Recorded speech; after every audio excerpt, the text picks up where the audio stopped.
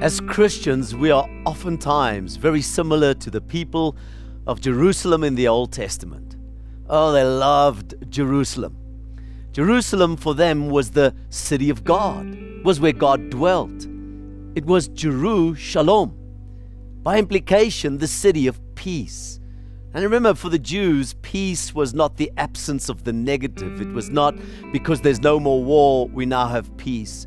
For them, peace was this reference of completeness. This word shalom is so rich. It means completeness, wholeness, health, welfare, safety, soundness, tranquility, prosperity, all the complete concepts.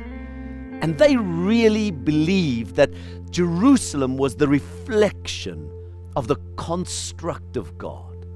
There was another city right through the Bible, from Genesis to Revelation, 450 times we see how Babylon is the antitype of Jerusalem. Babylon is everything that Jerusalem was not. And so the people of Jerusalem despised Babylon. And then the unthinkable happens. The Babylonians come in, they conquer Jerusalem, they break down the walls of Jerusalem, and they take the people of Jerusalem as exiles all the way to Babylon. Here they find themselves at the river of Babylon, and they hung up their harps on the willows. And we see how the Babylonians come and ask them and say, "Would you sing us a song? We hear you guys sing such beautiful songs." Then they say, "By the rivers of Babylon, how can we sing a song in a strange land?"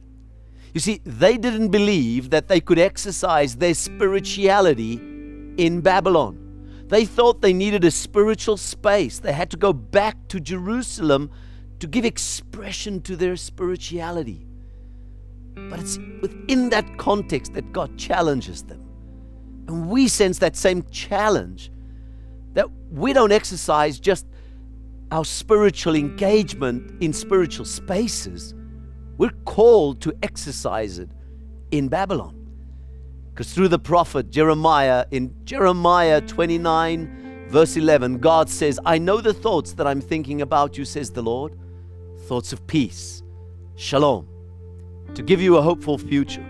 In verse 7, God says, "Now seek the peace of the city to which I have brought you as exiles." You see, God puts us in Babylon, right there where we need to exercise our spirituality. May God give you the grace to be His representative in Babylon.